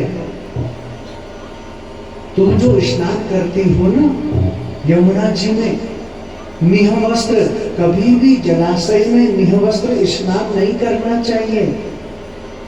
उससे 2 अपराध होते हैं, एक धार्मिक अपराध और एक लौकिक अपराध। धार्मिक अपराध क्या है? जल की जो देवता है वो है वरुण देवता, और निहवस्त्र स्नान करने से वरुण देवता का अपराध होता है। लौकिक अपराध क्या है कि आप निहवस्त्र स्नान कर रही हो, कोई मनचला उधर से चला गया तो आपको कितनी लज्जा होगी। इसलिए निहवस्त्र स्नान कभी भी जलाशय में नहीं करना चाहिए, उससे धार्मिक अपराध होता है। अब गोपियों ने सोची कि ये ऐसा ही कह रहा है। अरे तुझे पता है हम 3 बजे उठती हैं, हाँ 3 बजे, और इतनी ठंड में, पूस के महीने में, ये हेमंत ऋतु में कौन आ जाएगा? भगवान ने सोची ये ऐसे नहीं मानेंगे, इनको प्रैक्टिकली करके बताना पड़ेगा, है ना? ध्यान देना, बड़ा सुंदर प्रसंग है चीरहरण का। आज हम लोग भी होलियों में चीर बांटते हैं, इसका अर्थ यहीं से रिलेटेड है। क्यों चीर बांटते हैं? चीर बंधन क्या है? इसको समझना चाहिए। चीर माने वस्त्र है, चीर माने अविद्या है। थोड़ा ध्यान सुनिए। आज ये गोपियां सुबह स्नान करने को जब गई, तो जब ये जलाशय में स्नान कर रही तो भगवान ने इन सभी गोपियों के वस्त्रों को पकड़ा और कदम के वृक्ष पर चढ़ गए। आज भी ब्रजमंडल में आप जाओ तो वहां पर कदम वृक्ष मिलेगा, यमुना के किनारे पर। निधिवन आप पार करके जब जाओ यमुना के किनारे की तरफ तो वहां पर कदम वृक्ष हैं, 2-4 कदम के वृक्ष हैं आज भी।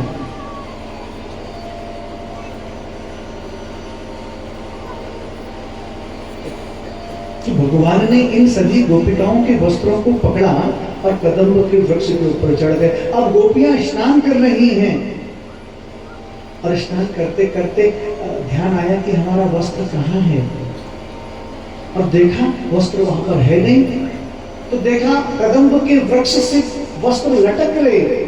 अब ये सब गोपियां भगवान से कहने लगी कि श्याम सुंदर ते दास्यम करवाम तवोदितम।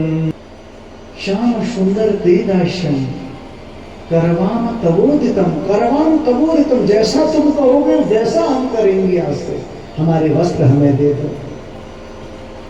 भगवान कहते हैं कि मैं तुम्हारे वस्त्र चाहिए तो भवत्यो यदि मेदास्यो मयोक्तम वा करिष्यथ अत्रागत्य स्ववांसांसि प्रतिछन्तु शुचिस्मितः। तुम्हें वस्त्र चाहिए, ठीक है। भवत्यो यदि मेदास्यो, भाई तुम्हें तुम्हारे अगर वस्त्र चाहिए तो अत्रागत्य स्ववांसांसि, आप अत्रागत्य मतलब यहाँ आओ और अपने वस्त्र ले जाओ। बोले हम कैसे बाहर आए, हमने तो वस्त्र पहने ही नहीं है। भगवान कहते हैं इसीलिए मैंने पहले कही थी कि जलाशय में कभी भी निवस्त्र स्नान मत करो। तब गोपियां कहती हैं कृष्ण हमसे अपराध हो गया, अब जैसा तुम कहोगे वैसा हम करेंगे। तो भगवान ने गोपियों को उनके वस्त्र दे दिए। ये चीर हरण प्रसंग है, इसको थोड़ा समझिए क्या है। देखो यहां पर गोपियां कौन हैं? गोपियां हैं जीव। इसमें कई बार प्रश्न होता है, हम तो कृष्ण की उम्र 5 वर्ष की है और 5 वर्ष का बच्चा क्या जाने काम वासना।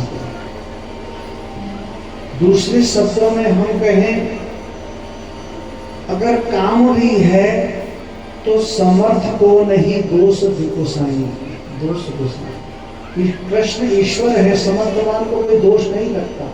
लेकिन जो कवियों ने तीसरी व्याख्या की है वो इंपॉर्टेंट है, उसको समझना है और उसी पर चलना भी है।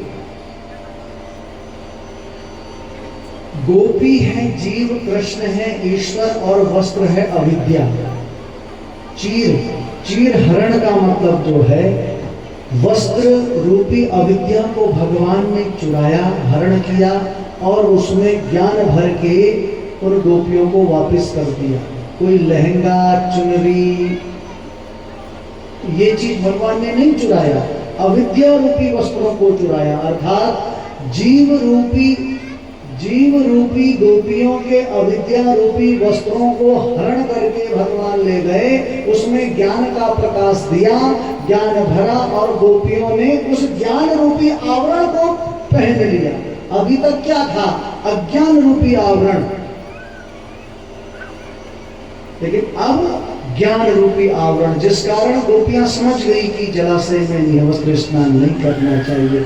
यही चीरहरण का मुख्य प्रसंग है।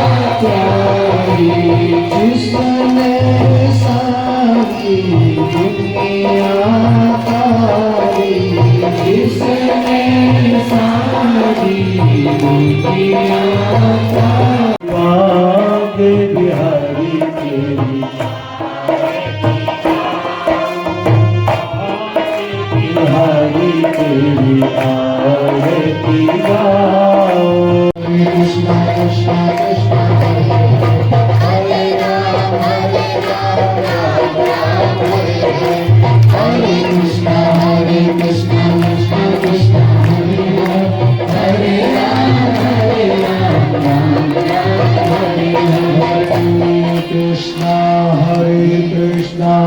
कृष्ण कृष्ण हरे हरे हरे राम राम राम हरे हरे। बोलिए आनंद कंद भगवान की नीराजनं निवेदयामि जलेन होसिदीकरणं पुष्पे देवतो कृष्ण प्रचोदयात्। ओम तत्पुरुषाय विद्महे महादेवाय धीमहि तन्नो रुद्रः प्रचोदयात्। सेवन्ति गावतुलजं पगपाटलाब्धे। जय जय श्री राधे जय जय श्री राधे जय जय श्री राधे श्याम। तो आज हमारी पंचम दिवस की कथा को यहीं पे विराम देते हैं और हम लोग यहाँ से निकल रहे हैं वापस अपने घर के लिए। तो आज की कथा में विशेष रूप से भगवान की जो बाल लीलाएं हैं, सबसे मधुर जो बाल लीलाएं भगवान की, उनका विस्तार से वर्णन हुआ, क्योंकि ये दसम स्कंद में आज प्रवेश हो चुका है और दसम स्कंद की बाल लीलाओं का विस्तार से आज वर्णन हुआ। और कल जो है भगवान की महारास लीला और आगे की जो लीलाएं हैं उनका विस्तार से वर्णन होगा। तो उम्मीद करता हूँ आपको ये ब्लॉग पसंद आया होगा और कथा का आप आनंद ले रहे होंगे और अपने यार मित्रों को, परिजनों को भी आप आनंद दिला रहे होंगे। तो उम्मीद करता हूँ आपको ये पसंद आया होगा। पसंद आए तो इसको लाइक कीजिए, शेयर कीजिए और कमेंट कीजिए। और यदि आप चैनल में नए हैं तो प्लीज़ चैनल को सब्सक्राइब कीजिए और बेल आइकन प्रेस करना मत भूलिए। बेल आइकन प्रेस कीजिए ताकि कोई भी हमारा नया ब्लॉग पब्लिश होता है तो नोटिफिकेशन के माध्यम से आपको मिल जाएगा। तो हमेशा से हमारे साथ ऐसे बने रहने के लिए आपका बहुत बहुत धन्यवाद। मिलते हैं नए ब्लॉग में, तब तक के लिए राधे राधे।